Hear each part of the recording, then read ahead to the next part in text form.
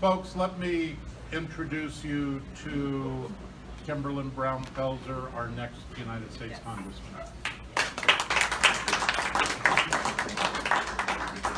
Thank you, John. I appreciate that, and I appreciate you taking the time to come out here and do the Stars and Stripes tour. You know, interestingly, when I asked John to come out and I mentioned it to some younger people that I knew, it was heartbreaking because they had no idea who John Philip Sousa was. None at all. Even though it is probably the most popular song played every single 4th of July, they didn't know who John Philip Sousa was.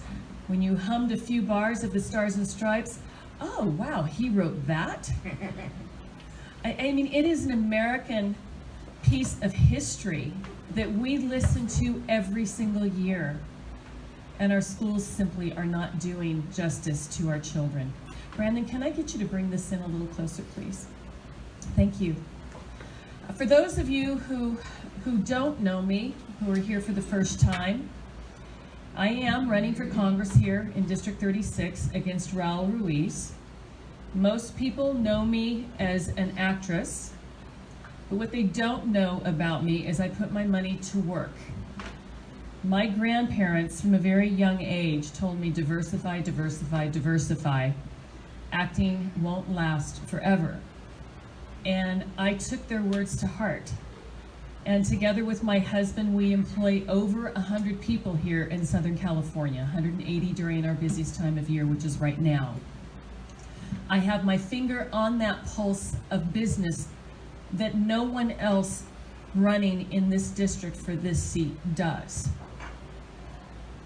I am responsible for the lives and livelihood of hundreds of people, of hundreds of families.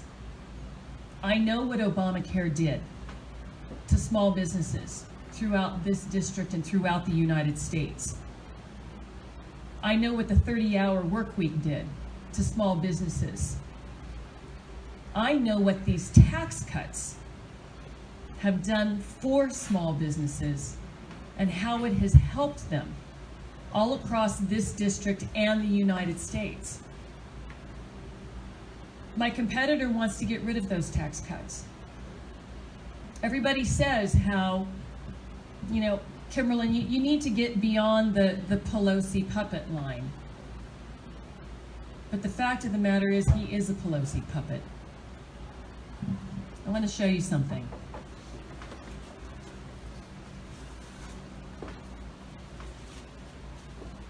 Recently, and this happened here in June, Nancy had one of her famous press conferences again talking about the tax cuts and how horrible they were for America, how ridiculous they were for working families, and how they would be more harmful than helpful.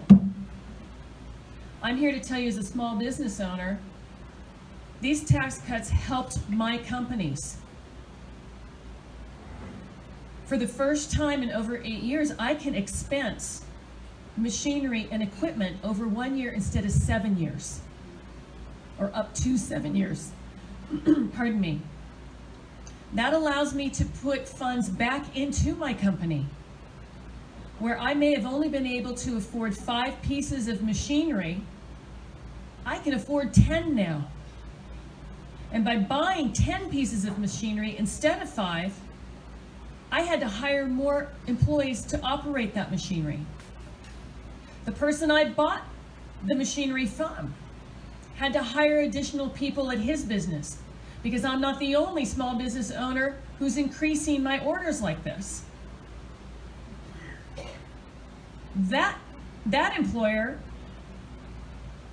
either gave raises to his people or bought additional equipment for his company, or maybe he decided he was going to do something wonderful for his family that he hasn't been able to do for years. Maybe he said, I'm gonna build that swimming pool that my family's wanted for the last 15 years that I haven't been able to afford.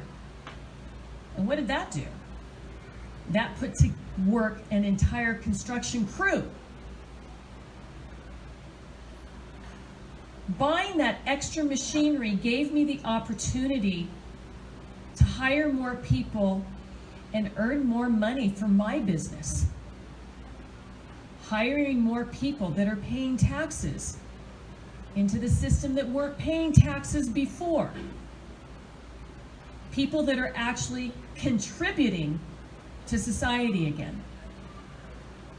These are taxes that Raul Ruiz, along with Nancy Pelosi, they want to get rid of. They want to take that away from us again. They think they know better how we should be operating our businesses, even though they have never worked in the private sector.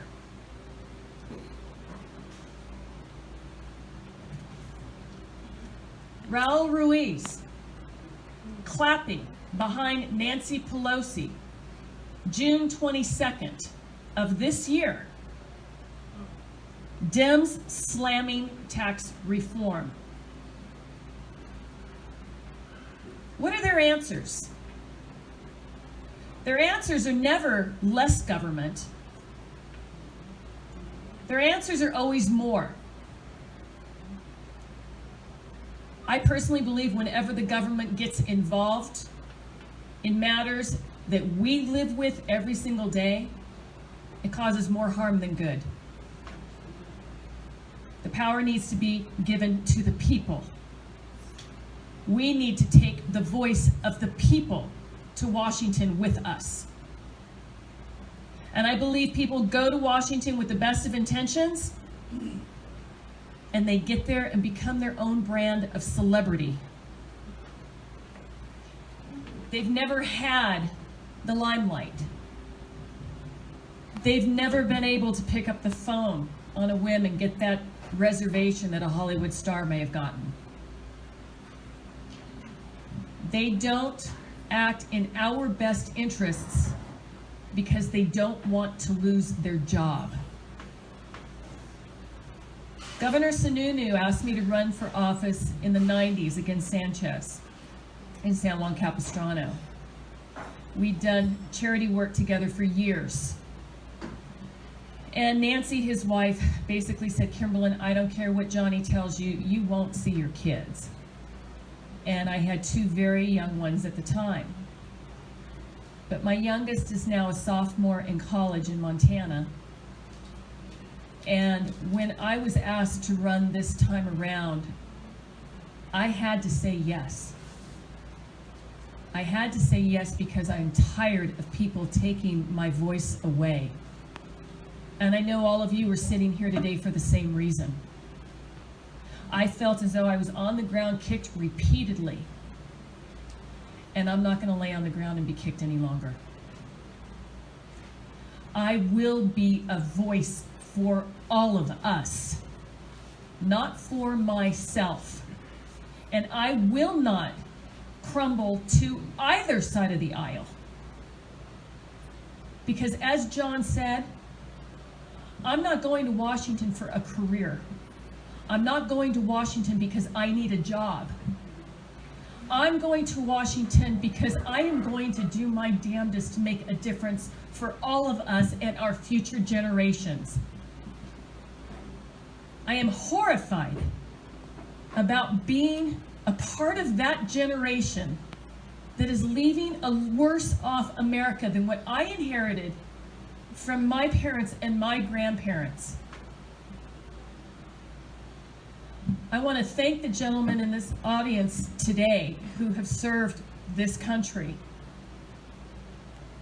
Because without you, I wouldn't be here. So thank you for your service.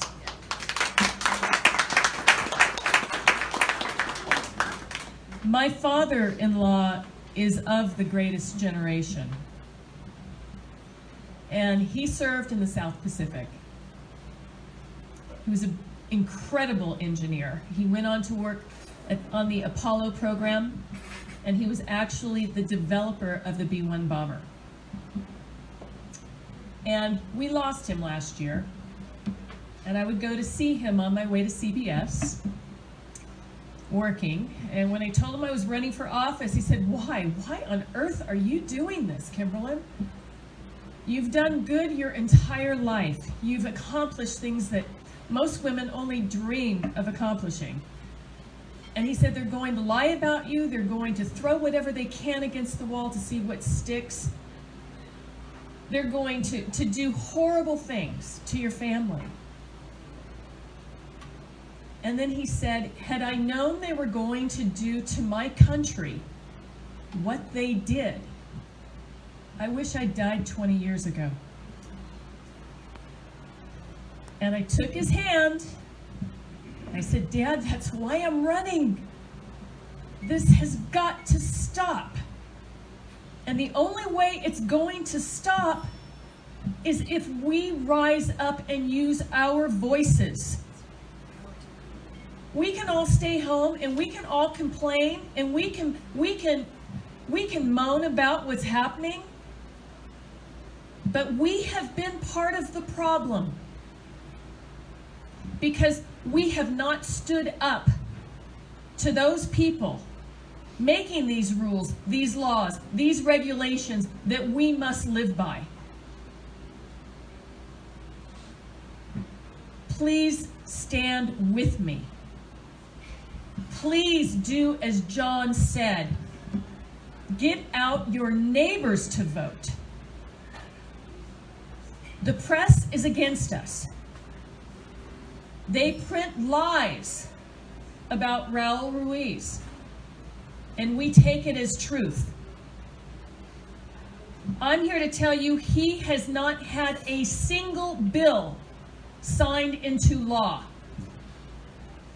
The Desert Sun, certain news media groups will tell you otherwise.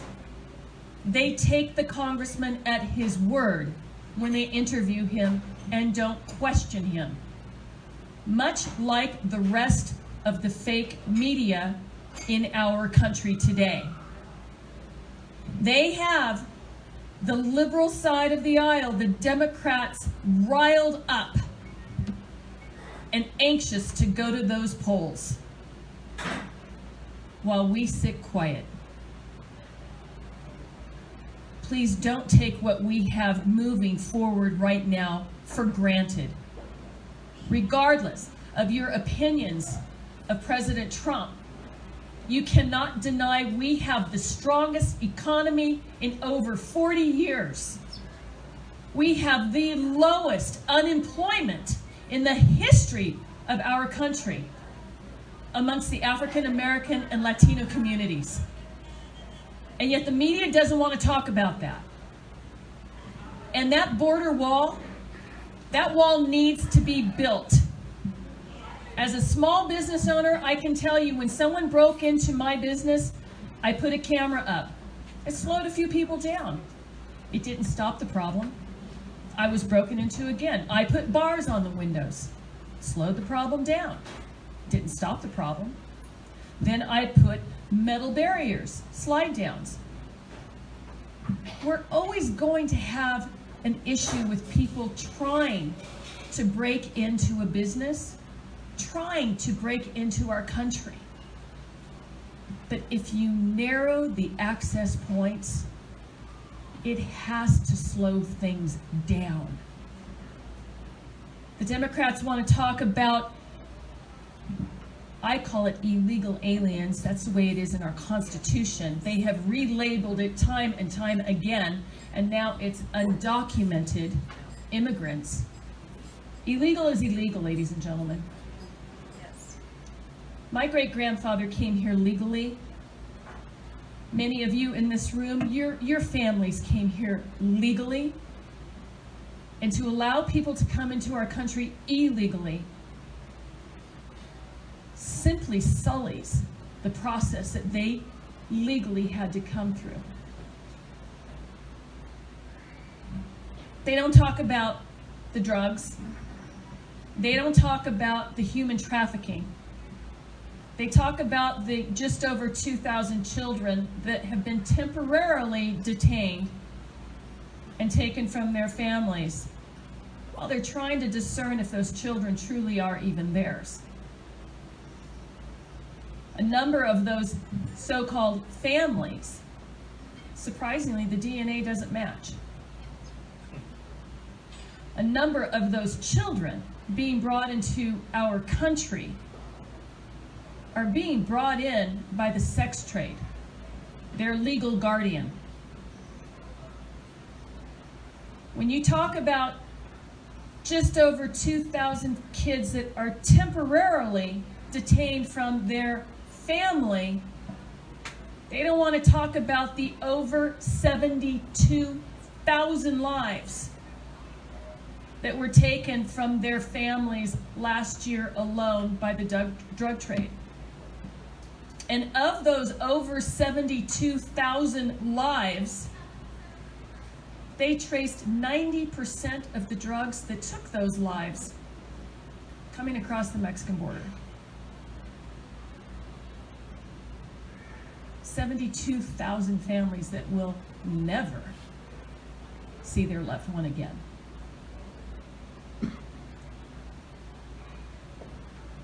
The human sex trade. California has 3 cities that rank in the top in America: San Diego, LA, and San Francisco. The average lifespan of a child being brought into this country south of the border for the human sex trade is 3 to 7 years. They don't want to tell you about that. They simply want to tell us how horrible we were for separating children from their families coming across the border illegally. Anyone coming here legally claiming asylum, there are legal ports of entry for them to do that. Raul Ruiz doesn't want that wall. The Democrats don't want that wall. Shouldn't it be about American lives? Shouldn't it be about protecting our families? Shouldn't it be about protecting our country? Raul Ruiz doesn't think so. And, as I said before, he's never signed the front of a paycheck. Nothing wrong with signing the back, believe me. I signed a bunch of them to get to where I'm at today. But the fact that they want to roll back progress that is truly affecting America in a positive fashion is completely nonsensical. We can take this seat back. We can take this district back. But we have to let our voices be heard. The fake media is going to promote him every step of the way. We have to promote ourselves and our efforts. And the only way to get the message out is by you coming here today and filling out that form and making that donation that you did. I will expose him. We raised the money. I will expose him. He has no record to run on. I wish I could tell you he did. Do we want to send him there for another 2 years? No. Rumor has it that this is the last time he's running. Well, if that's true, well then, let's not send him. Yes, right. Let's not send him for 2 more years of being ineffective for all of us in this district, for someone who is so completely out of touch with the working American. So I want to thank you all for coming. I pray you get out there, tell all of your friends, take pictures with me, put it on your Facebook. The more we get the word out, the better our chances are. And I'm a fighter. I am not a quitter. People are on defense in the state of California right now. I never got anything in my life by going on defense. You only get something when you go after it. And I'm asking all of you here today, go after it with me, please. Thank you.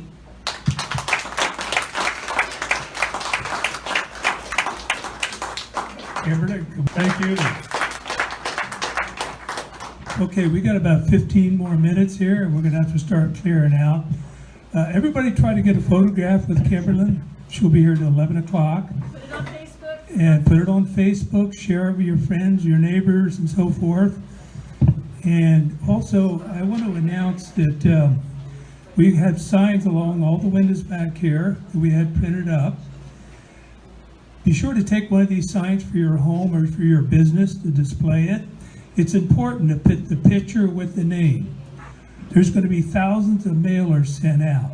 When it comes up to election time, you may get a mailer in the mail from Roll Reese every other day.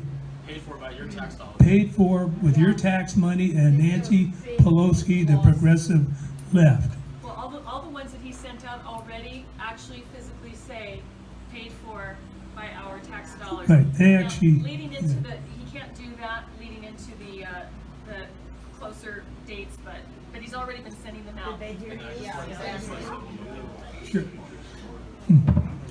Also, back along the wall, I have some yard signs, and I have more of them at the office from the primary. You can start putting them on your lawns at home. And take the ones with the picture also. One other thing, that a project we're working on is trucks with the billboard signs on them. We have 2 volunteers so far, myself and Mike Rossiter. We're looking for men and women that have a pickup truck that are willing to put this billboard sign on their truck. So volunteers, contact Glenn Stahl.